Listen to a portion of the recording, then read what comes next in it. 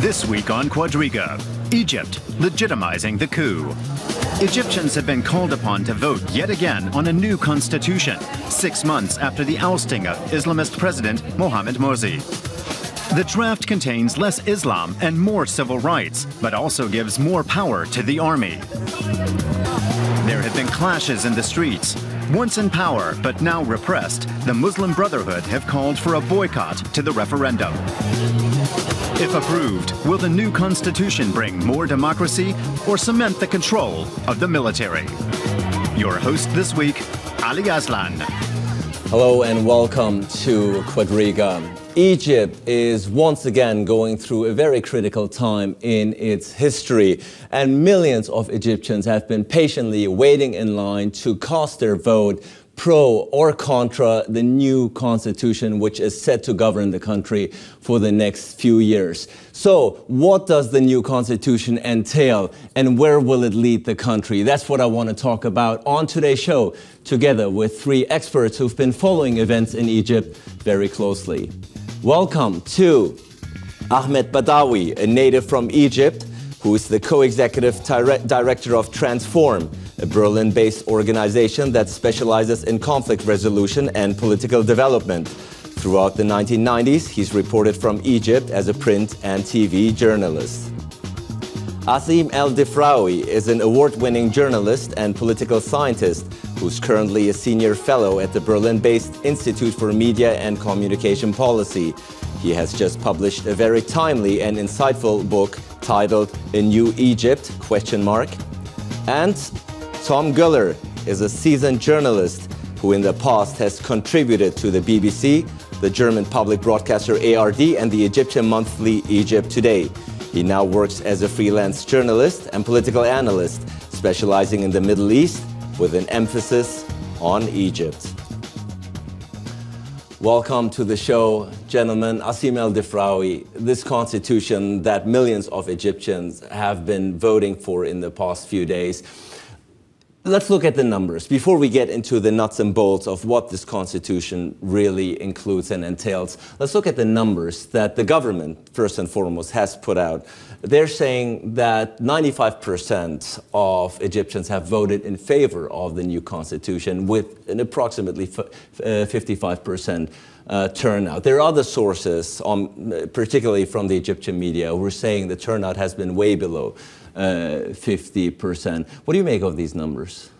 First of all, the big question is it a vote for a constitution, or is it some kind of referendum, some kind of Mubarak-era referendum even for the regime and against the Muslim Brotherhood? So the numbers are not astonishing. Those people who voted, they're definitely pro-regime. They really want to have this kind of stable government. And all those who have been excluded from the political process, notably, obviously, the Muslim Brotherhood, didn't vote. So if we estimate that the vote, or the people who adhere to political Islam or to the Brotherhood, make around 30, 35, 25% of the population, of the voters, so we get to this number. So the only people who really voted in favor of a regime, and not really in terms of a pro-constitution vote. And Ahmed Badawi, without placing too much emphasis on the numbers yet, because we don't know yet, but the PR war, of course, is in full swing already. You've just returned from Egypt. You've spoken to a lot of people there. What is the sense? What was the sense leading up to the vote? I think similar to what Asiem said, you can say that Egypt is now divided into 3 or 4 parts.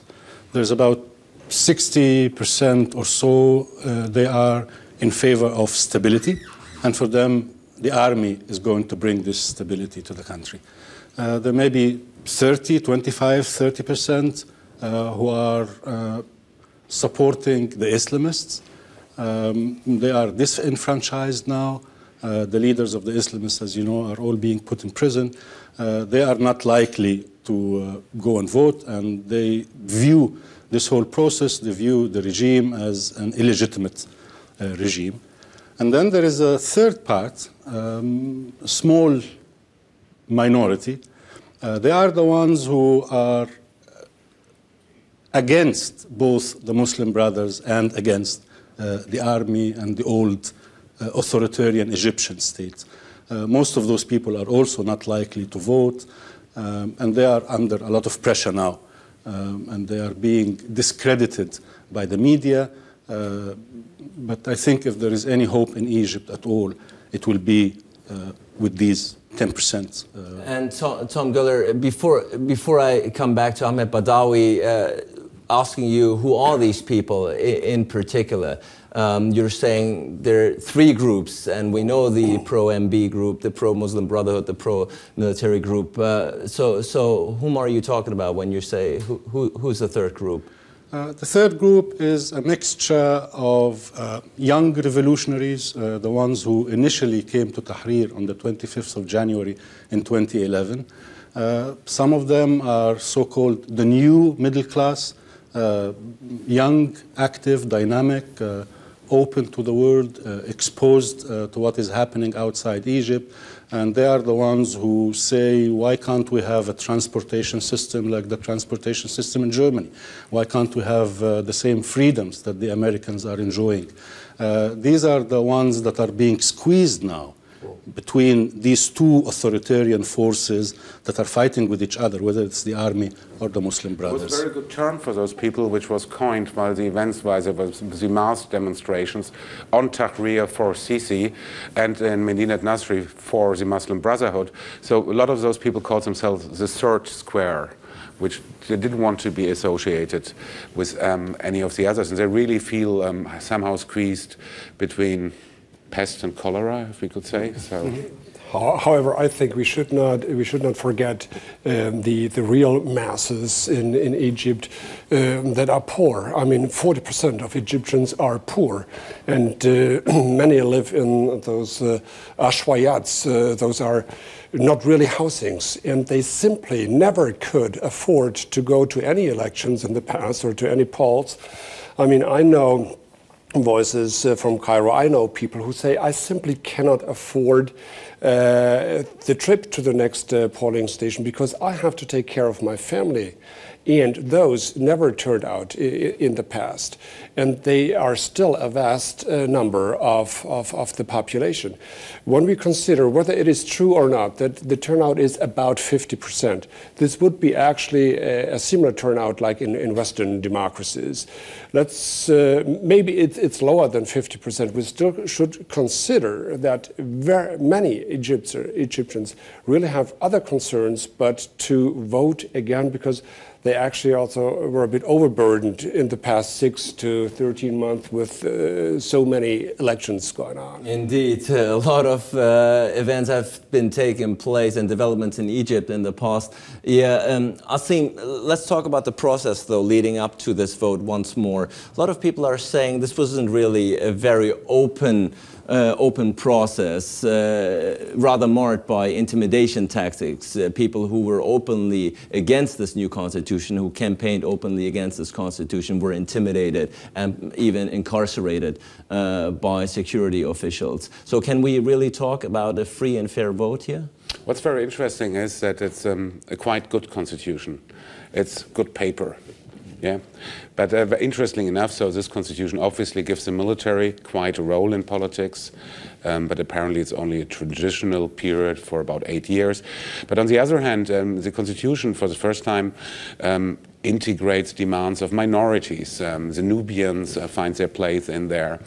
The constitution also, in contrast to the Muslim Brotherhood-driven constitution, guarantees some considerable amounts of rights for women in terms of political representation.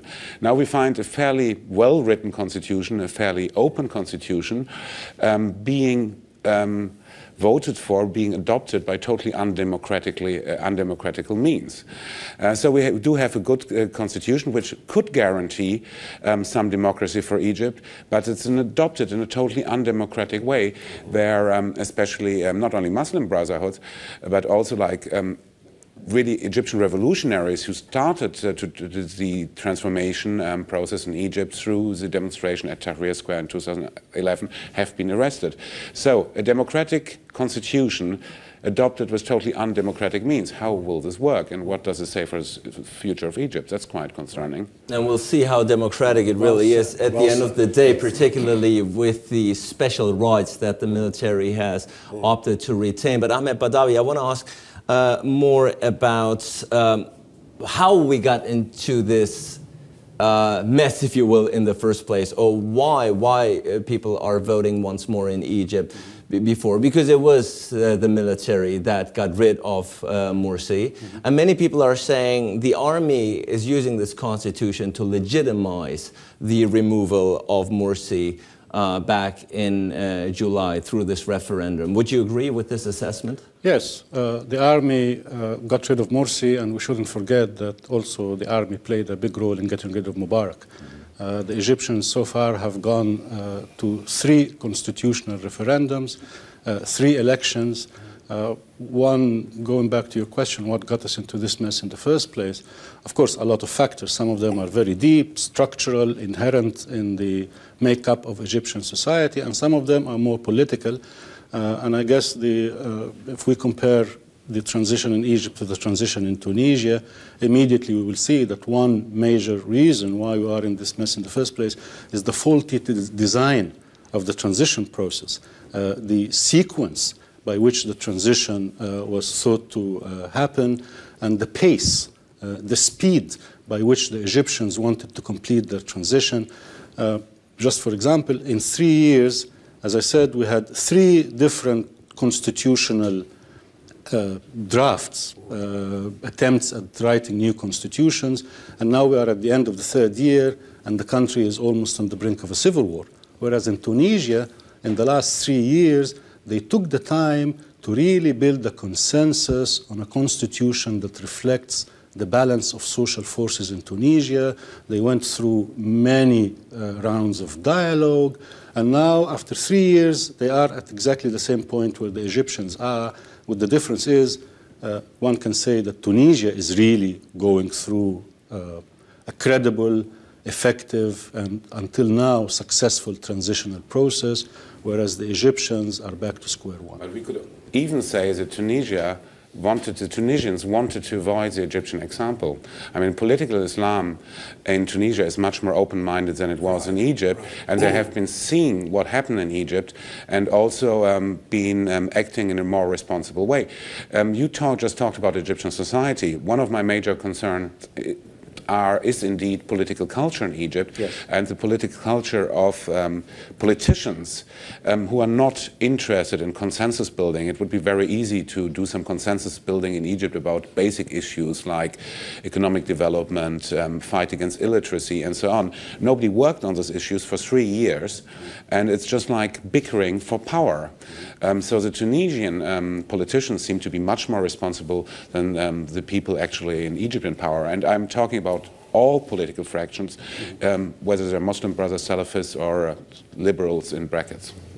Actually, I would like to remind the big difference between Tunisia and Egypt is actually that in Egypt, for more than 150 years, we have this Islamic movement. Please let us think about this call for a Mahdi in the 19th century, with which the British had to deal with.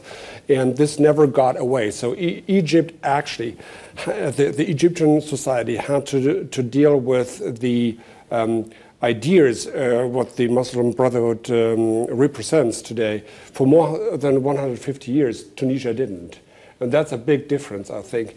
And let me say one word to the Constitution. What is very important is the equality of rights for women, which is, in this case, not surprising, because the women in the Egyptian society, especially the educated ones, always played a big role.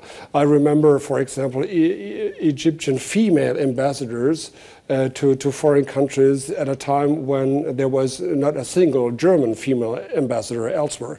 So actually, Egypt can play an example if it is played well. And Ahmed Badawi, I want to ask you, this constitution was drafted by a 50-member panel led by former Foreign Secretary Amr Moussa. Yet only 2 representatives of so-called Islamist parties were included. How representative is this panel really at the end of the day? Yes. A constitution is not just a nice piece of prose. It's not just a nice words put together. It should reflect the consensus of society. And of course, neither this constitution nor the one before it were done through an inclusive process. So of course, I agree with you. It is a democratic constitution. It's a nice piece of paper. But we could have just imported a constitution from Germany or from the United States.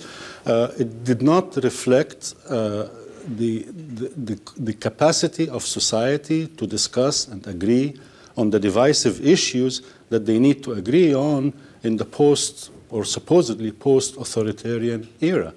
I would like to add something directly onto this. In a certain sense, the constitutional body, or this body who wrote the constitution, is very, very representative of Egyptian society and tried to be very inclusive, because for the first time, really, we have people like Nubians, we have a lot of trade union people, we have some old establishment guys, obviously, we have some revolutionaries. It's very representative of all those who were against the Muslim Brotherhood, and that's all. That's the major issue. But the generals and all those people in the interim government tried to integrate a broad section of Egyptian society, but it was the only common denominator being against the Muslim Brotherhood. But in that sense, it wasn't inclusive. But I think what you perhaps think could be part of is this constitution is, as you rightly said, drafted or made for those who are anti the Muslim Brotherhood. But what about those who are for the Muslim Brotherhood, or actually who represent their values? Actually, the constitution looks a bit like to satisfy the West. And there I come to the point, didn't the Americans freeze their aid for Egypt because they thought after this military coup, which they never called a military coup, they could and should not support a military regime. And now, tomorrow on Friday, we most likely will experience that the Congress in Washington will pass a bill to unfreeze the aid for Egypt. But it didn't freeze very much anyway. It was just a symbolic. Well, 1.5 billion is not less, and actually most of that, more than $1 billion, is direct military aid for the regime, actually. So the signal of Washington is we actually support regime change by military.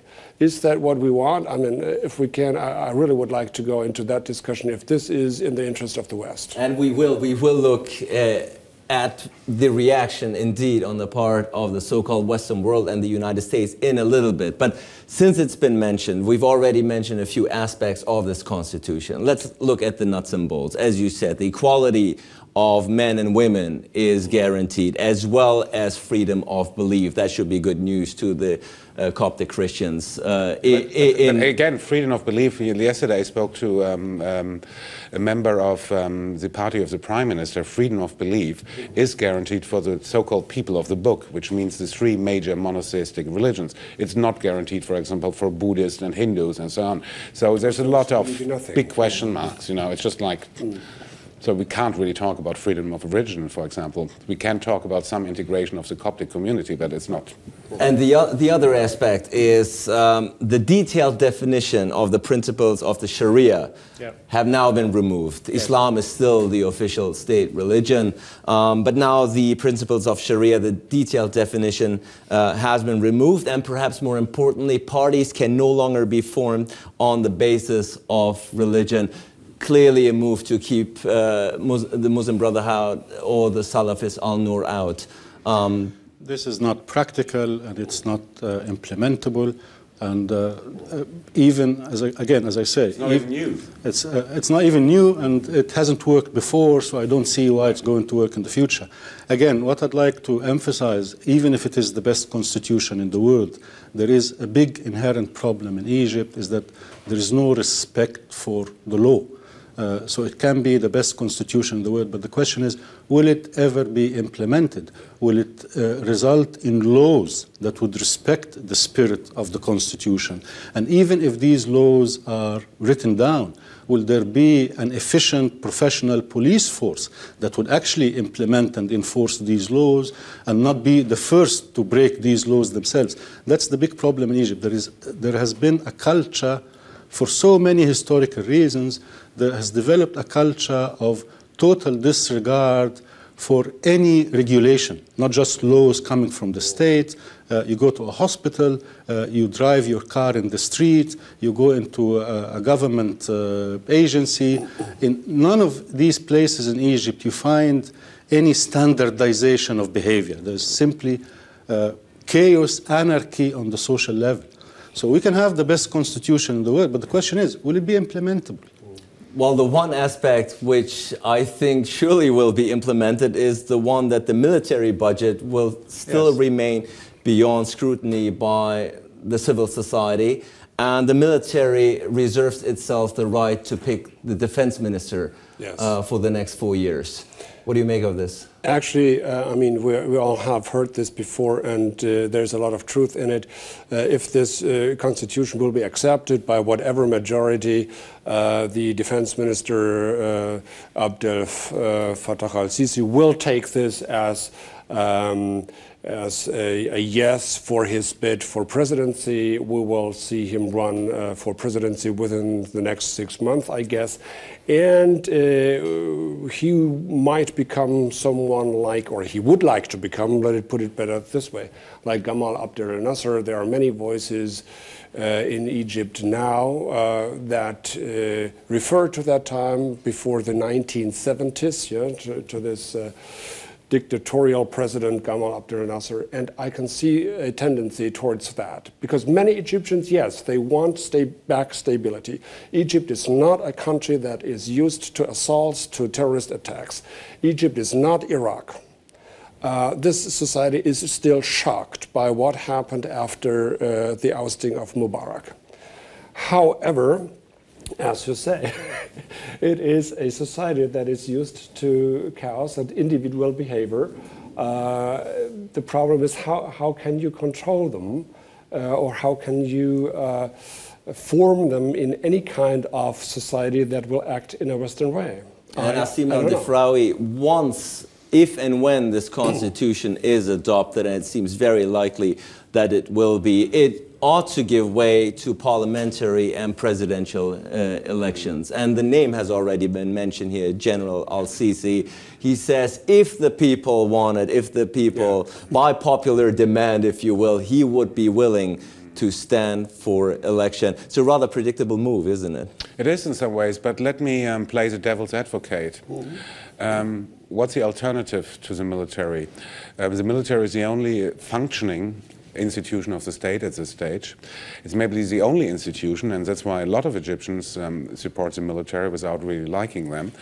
It's the only institution which can guarantee the survival of the state. Egypt is at the brink of state failure because all the other ministries have not been really working under the Muslim Brotherhood. They have been weakened by a lot of dictatorship under Mubarak.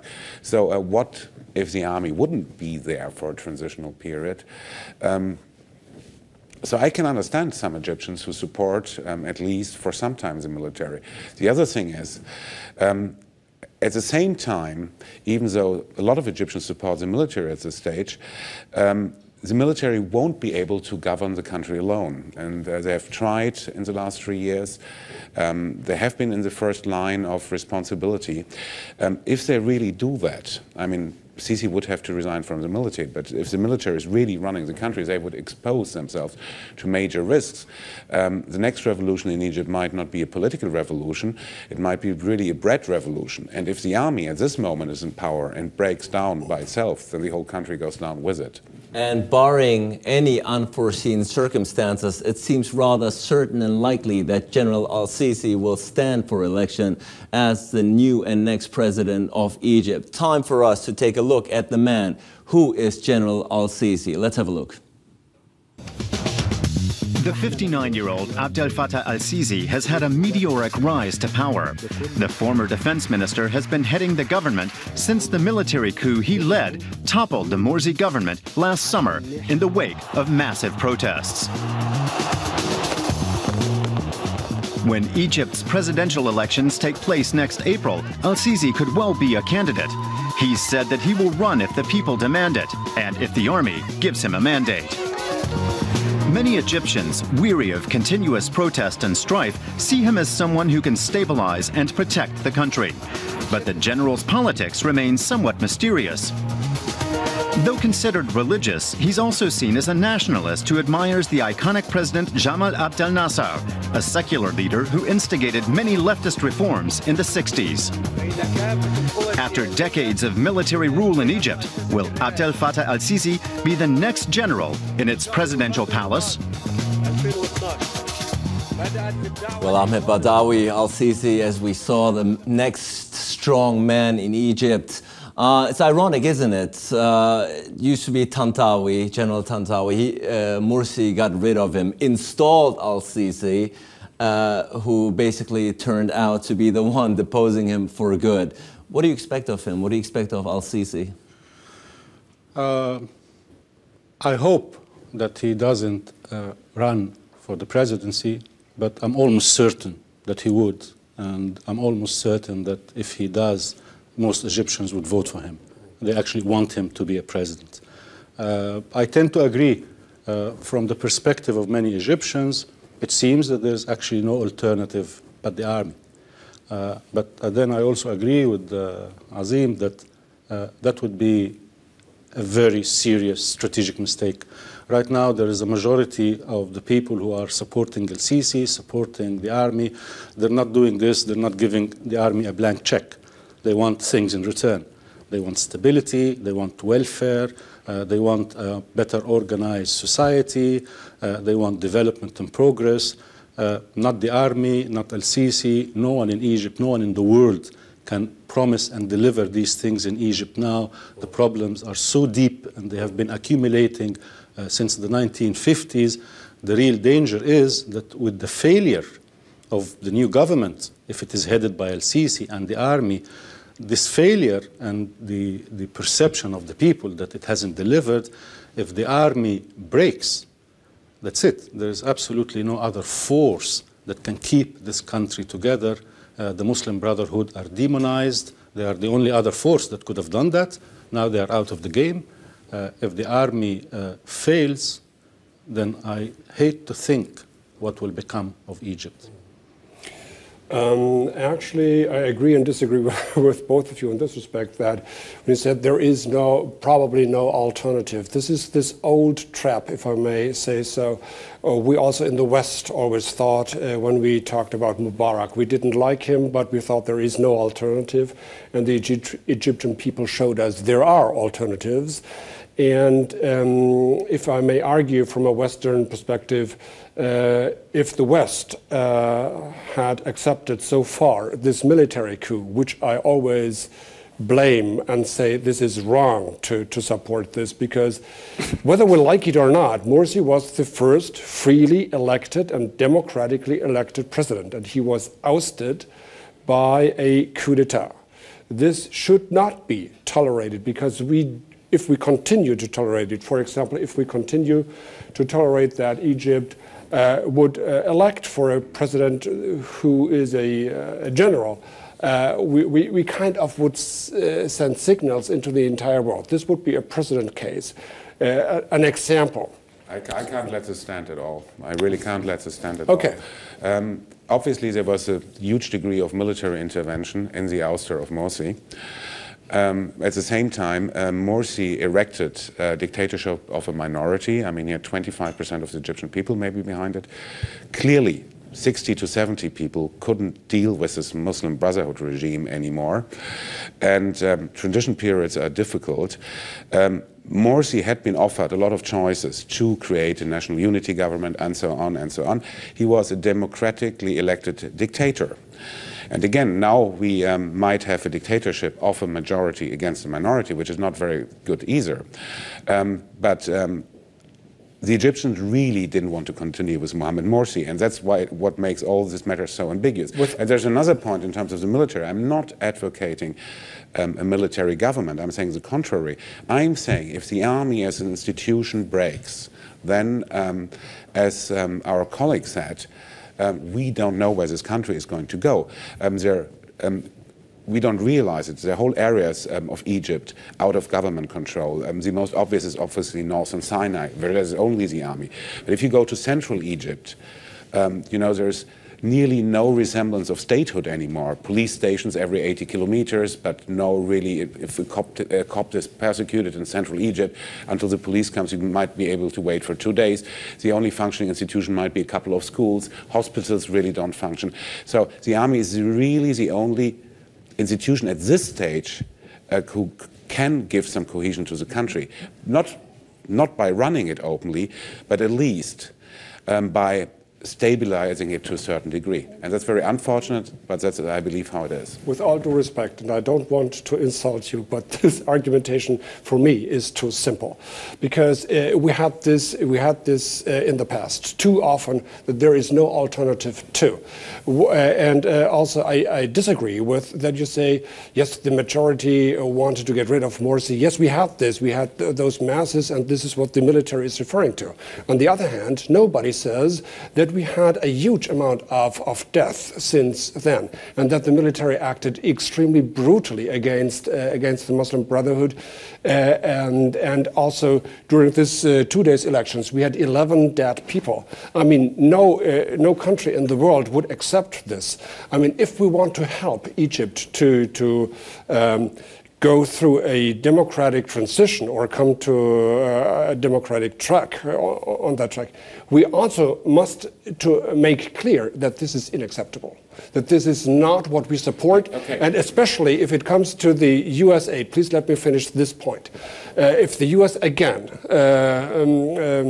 gives more than $1 billion to the military just as military aid and not for economic aid, not for support of say, democratic teaching or whatever, then this is really the wrong signal.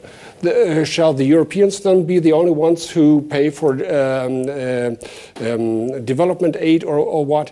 We in the West are also in an obligation here. We cannot let the Egyptian people there alone. And Ahmed Badawi, the Muslim Brotherhood, ever since the ouster of ex-President Morsi, has been labeled a terrorist group. Many of its leaders, rank and file, are in prison, including Morsi. Do you think labeling the Muslim Brotherhood as a terrorist group, do you think that's helpful? Do you think that's helpful for the political discourse? Or will it achieve rather the contrary? Will they now really be radicalized? Once Friedrich Engels was making fun of Bismarck for banning the Social Democratic Party, saying that the best way to make a party popular is to actually ban it. And I think the same thing. I mean, they've been banned before, they've been declared terrorists, they survived. But what I'd like again to emphasize that this struggle, this fight between the army and the Muslim Brothers, this is not the main contradiction in Egypt. This is a secondary contradiction, and we should not get into the trap of focusing on this fight. The real contradiction, the primary contradiction, is between these two forces, the army and the Muslim Brotherhood together, and the new middle class, this 10%, this hope for the new Egypt that you were talking about. That's one point. The second point is going to the West. One of the things that got us into this mess also, and here I beg to differ with you a little bit, is the insistence on viewing everything that is happening in Egypt from the prism of democracy and democratization. This is very problematic. The emphasis should be and should have been for the last 10, 15 years, not on democracy as such. Democracy is a goal that we would like to aspire for. The fact that Morsi won an election doesn't mean that that Egypt has become democratic. And saying, well, Morsi was removed, the first democratically elected president was removed, this is a very false statement, because Egypt is not yet a democracy. And it will not be a democracy anytime soon. The real emphasis, if the West really wants to help, is to change the software a little bit, to start thinking not in terms of democracy, but in terms of state building.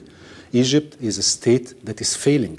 You cannot have democracy in a state that doesn't exist. The state itself, the material base for having any political system, that itself is not working. Before we think of the top level of the house, we need to think of the foundations. The foundations of the state in Egypt is rotten, is decaying. There has been state failure in Egypt, and it has been continuously going on since 1967, if not before. I would like to add directly onto this. Excuse me, this is a very important point. It's not only state failure, there's a huge problem with political culture. Yes. Egypt is a totally clientelistic society. So we shouldn't see this through our Western democratic lens. We're talking about the fight between huge clientelistic networks. Between the military and, for example, the Muslim Brotherhood, there was a huge economic clientelistic struggle, you know, which explains how upset the military got with the Muslim Brotherhood and allied itself with old other clientelistic networks. So you have this kind of alliances. But if you don't create this political culture, and that's where I totally agree with you, nothing will ever change. Again, I'm very unhappy that you make me the advocate of military rule. I'm not. Yes. They should be permanently. They should be permanently slapped on their fingers in terms of human right abuses. Every single human right abuse by the military, who hides behind the police forces, must be criticized every day and must have consequences. But again, if this army breaks down, there's nothing left of the state. And may I just add, this is also a very important point. Theoretically, there are always alternatives. Of course, somebody can decide to become a president tomorrow and people would vote for this person. The Muslim Brothers were an alternative and they were in power for 1 year. Practically, the way Egypt is governed, the clientelistic nature, the patrimonial nature of Egyptian society, you can have a president, but like exactly what happened with the Muslim Brothers, they wouldn't be able to rule. The state, even though it is failing, it is very resilient in Egypt. To govern, you have to have these tentacles of power, of resources that are coming, it's very hierarchical, that are coming from the top and spreading all the way to the lowest level of society. Without these networks, and these networks can only be maintained by the state. There is no other power in Egypt that can maintain these networks. Without a strong central state institution that can sustain these network of resources, the country will go into chaos. The problem is, right now, even if you have the army at the top of this hierarchical system, it doesn't have the knowledge to actually state build, to rebuild the state, to reform it. I think this is what they have in mind, and this is what the Egyptians are hoping for. Okay, we give the army a chance, they will now reform this whole mess, and I think they have the intention of doing it. What I doubt is whether they really have the knowledge and the know-how to do that. So what about the people? What about the people who went to vote for the Muslim Brotherhood? Their vote has been now annulled. What about those people? They're now being excluded from the political discourse completely, indeed making a scam of the democratic process. This is the nature of zero-sum politics. Yeah. And this is what's happening in Egypt now. Because of the political culture that is not modern, because of the nature of the power, how power is structured in society. Again, unlike Tunisia, there is no level playing field. You engage in zero-sum politics. And it'll be like musical chairs. It'll be like a pendulum. When the army fails, the only other force that might come, again, because of this nature of society, it will be the Muslim Brothers again. And it will go on like this. Anton Güler, since we're running out of time, I want to ask you the following. Yes. Ahmed Badawi spoke of a third group, aside from the Muslim Brotherhood and the military, a rising group, a rising segment of Egyptian society. And they're saying, or rather feeling, that this whole thing was a betrayal of their revolution. They're saying all those people killed have died in vain. We're back to the Mubarak days.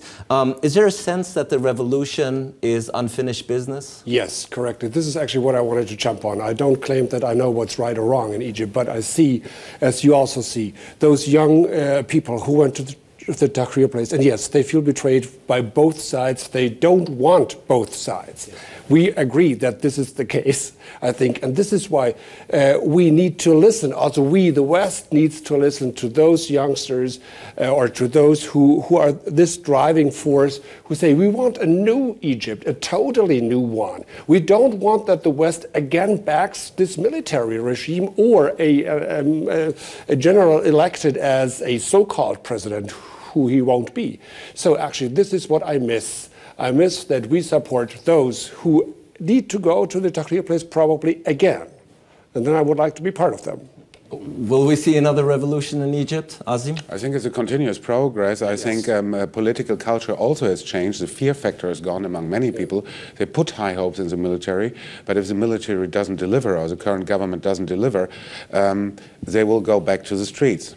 But there's the major failure. But let me, that's a very, very important point.